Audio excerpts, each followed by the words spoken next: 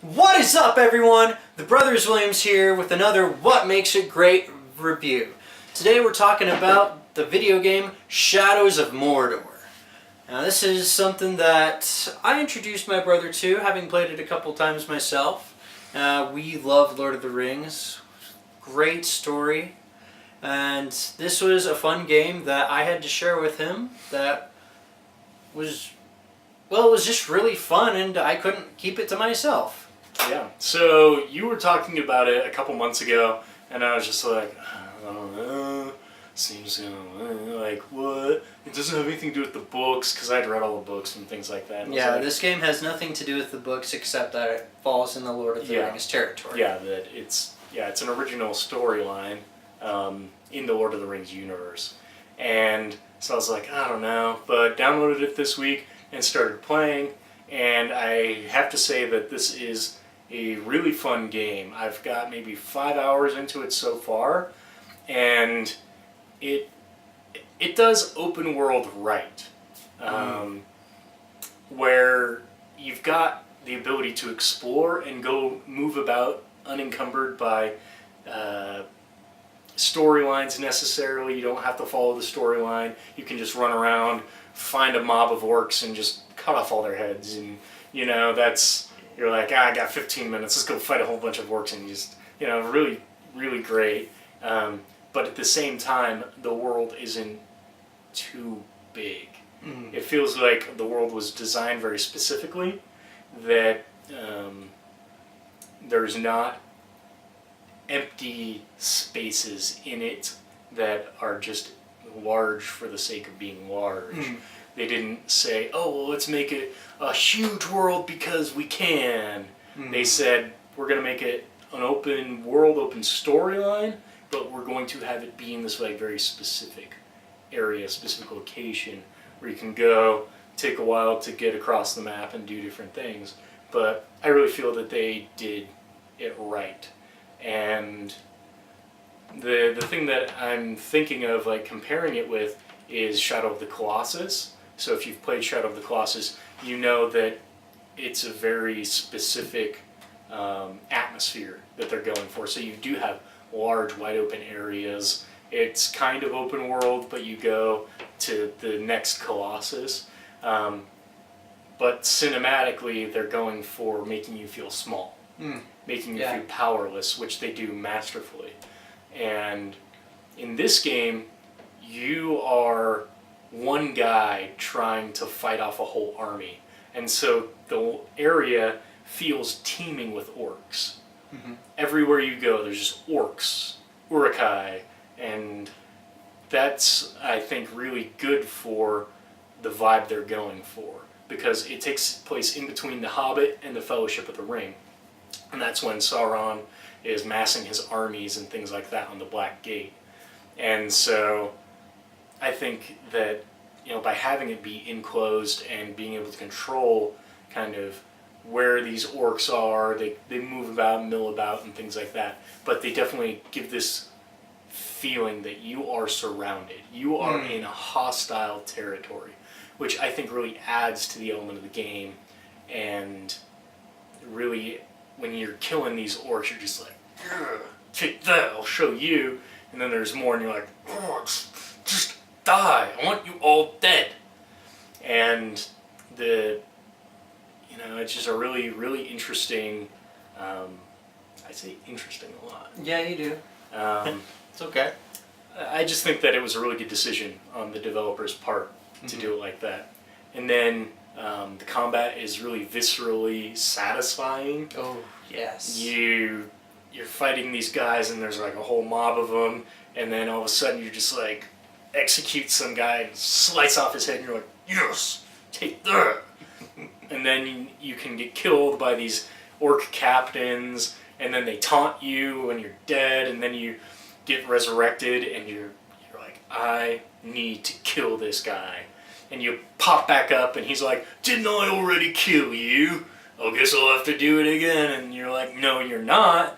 I'm gonna kill you this time dead.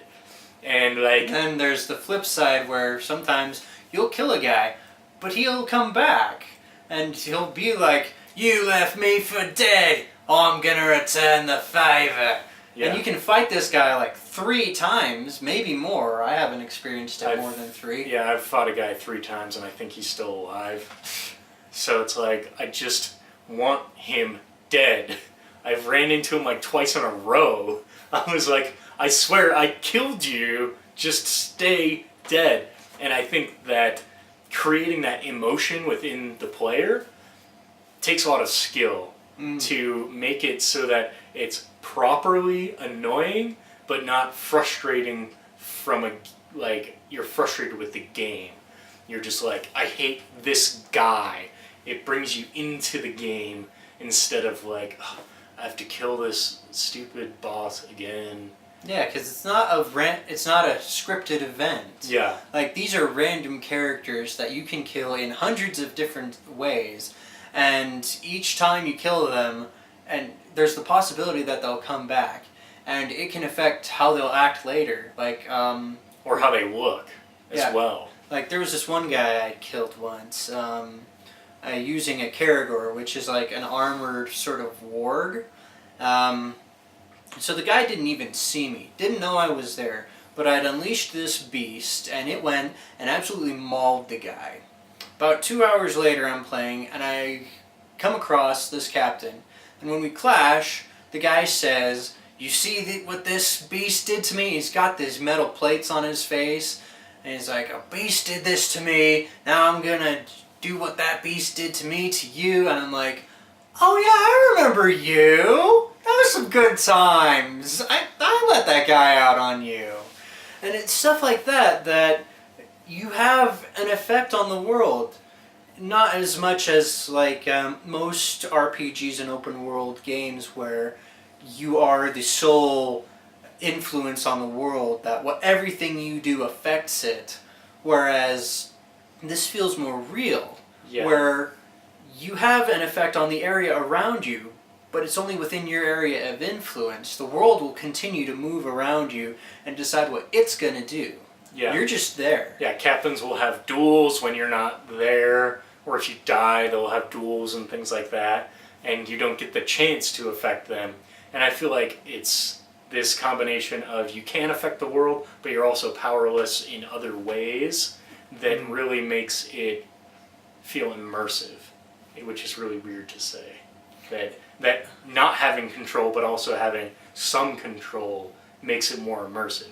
You know? Yeah, I understand what you're saying. It's a very different idea that we don't really think about, because it's like real life. We have these influences over certain things, not the whole world. And that's something that is so great about Shadows of Mordor, which I'm way excited for Shadows of War, because I've beaten Shadows of Mordor a couple of times now, and from what I've seen from the trailers and the way they've been talking about the game, they've taken everything good about Shadows of Mordor and they've upped it at least twofold, which I am way excited for. Definitely. Yeah, so those are my impressions of the game. I really enjoy the storyline, the way that they pursue it, where you're not... I feel like it's pulling you into the game. They don't tell you everything. All of a sudden you're just there, and things that you run into start pulling you in and pulling your curiosity, which is a masterful way to do it. Of now you're in the game, you run across things, and you're like, wait a second, what is this? Wait, why is this character doing this thing? And I've just barely gotten into the Gollum storyline with the Wraith and Talion, and I think that it introduces this really interesting dynamic where Talion and the Wraith are usually on the same side. They're going for the same thing basically, but with Gollum put into the mix now, Talion and the Wraith are clashing. They're kind of going against each other, with Talion wanting to get rid of Gollum, but the Wraith being very protective of him, which is a really, really interesting thing that just a very good dynamic that changes and shifts how you look at these characters, which is really what helps you get invested in them, is seeing different sides of them and seeing them on different issues, kind of clashing or agreeing and things like that. Yeah. So it's fantastic so far. I've really enjoyed it. What about you? What are your... Having played it twice, you've got a very different perspective on it. Yes, I do. Unfortunately, I can't reveal a whole lot, because if I spoil anything for Kyle, he's not going to finish the game. It's true. Happens all the time. Or it happened a lot more when we were younger. When I'd watch him playing the games, and then I knew what happened, and I was like, well, I guess just lose interest. I don't need to play the game, because I know what happens. Yeah. So, for having played it a couple of times, the things that I'm most impressed with, apart from everything Kyle mentioned, I love the Nemesis system. Being able to track these Uruk captains and warlords across the land, having these battles with them, and not only battles, I think this is something that you probably already figured out, but not only killing them, but being able to get followers from the Orc army and make them a part of your forces. It's another way of writing your own story within the game, because these are all randomly generated characters who all have different strengths, different weaknesses, different weapons, even different looks, for the most part. Yeah. But it's something that you can't help but get attached to some of these characters that you make a part of your force. And that's something that is, I think it's skillfully done, because they're Uruks. They're all these ugly, slobbering, stupid poachers. And but you can't help but care for their well-being, so to speak. Like, you're going to go out of your way to protect them if they're in a duel, or make sure that they don't die in a fight that you send them in.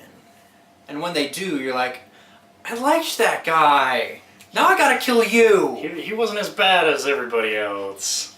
Yeah, it's funny, just some of these Uruks and how they act and things like that. And like, really, this game is in the details. I really feel it's all in the details.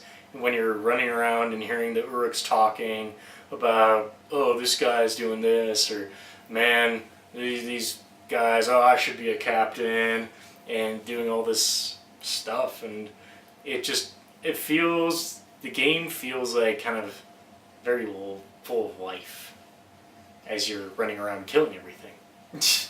Yeah. You know?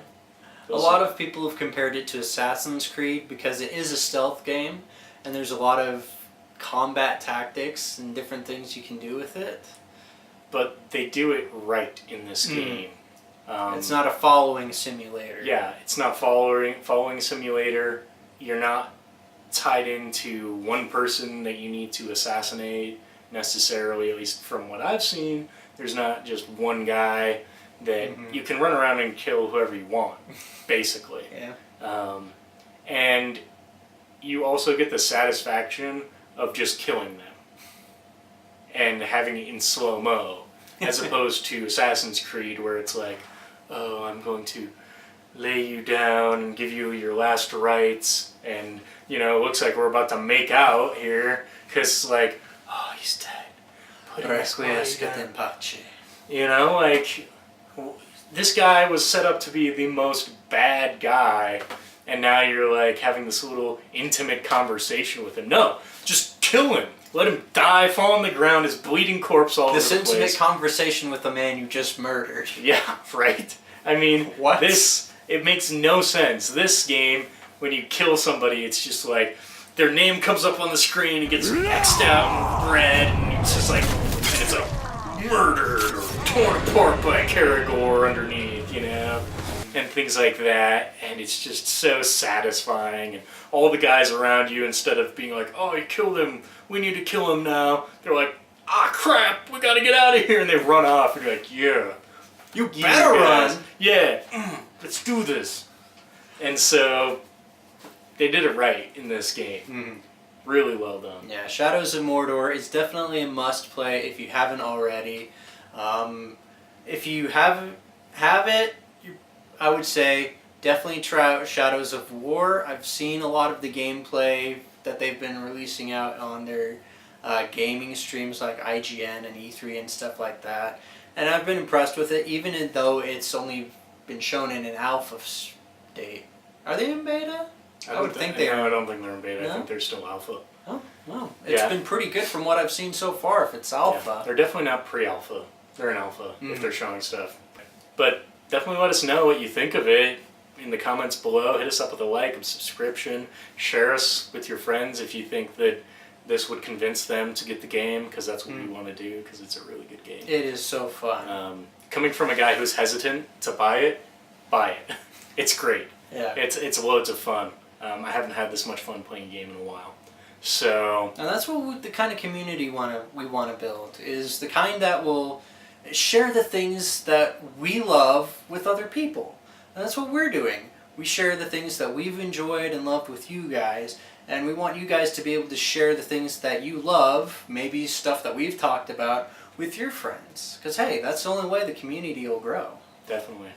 All right. So, other than that, I guess we will see you guys in the next video. And that, as they say, is that.